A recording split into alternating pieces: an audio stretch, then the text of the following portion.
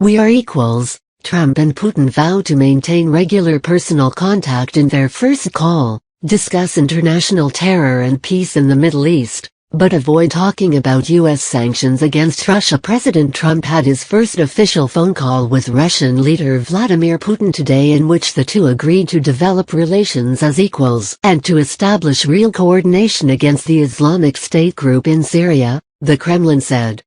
During their first official conversation since Trump took office, the two leaders showed their readiness for active, joint work to stabilize and develop Russian-American cooperation.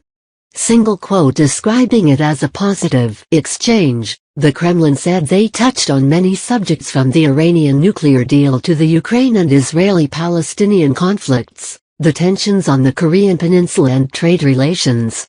The priority in their talks was the fight against international terrorism. The president said they were in favor of putting in place real coordination of Russian and American actions to destroy IS and the other terrorist groupings in Syria, the statement said.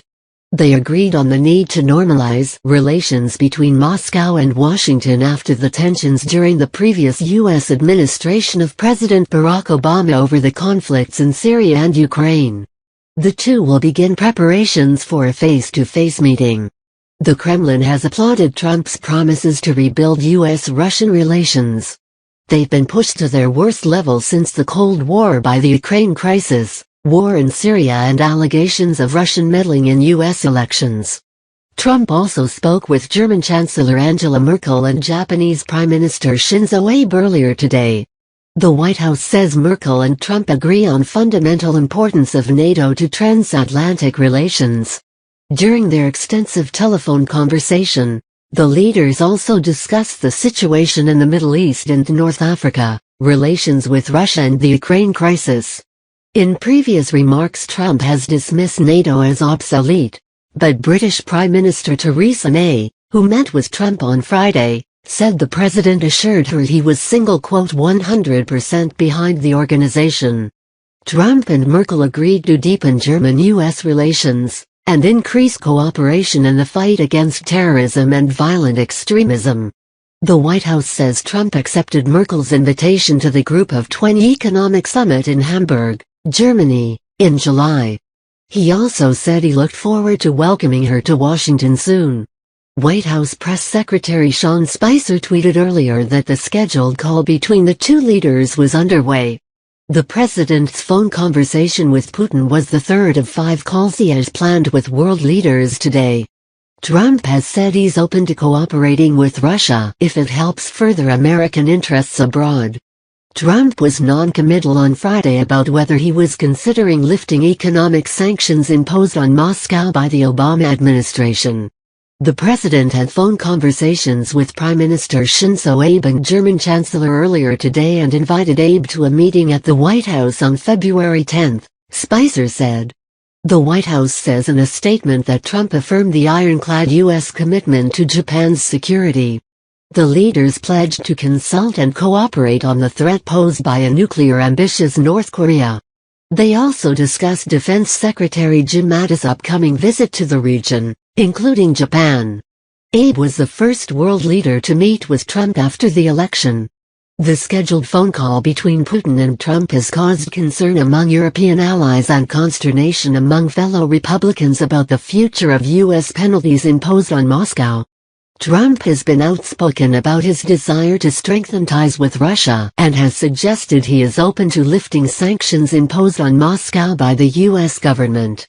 Russia's security chief, Nikolai Patrushev, said he had high hopes for the telephone call and added everything will be positive. We'll see what happens. As far as the sanctions, very early to be talking about that, he said during his press conference with British Prime Minister Theresa May. Britain, while part of the European Union, has also punished Russia for its provocations in Ukraine. Voicing the view of many in Europe, May said, "We believe the sanctions should continue." May advised the U.S. to engage, but beware, with President Putin. Vice President Mike Pence was expected to join the call, but no others at Trump planned on Saturday with 4 other world leaders. Trump will French President François Hollande, and Australian Prime Minister Malcolm Turnbull, later today. Republican Senators John McCain, chairman of the Armed Services Committee, and Ohio's Rob Portman, a member of the Foreign Relations Committee, also warned the White House about easing any punishments on Moscow, and they pledged to turn the sanctions into law. "I hope President Trump will put an end to this speculation and reject such a reckless course," McCain said in a statement. "If he does not, I will work with my colleagues to codify sanctions against Russia into law."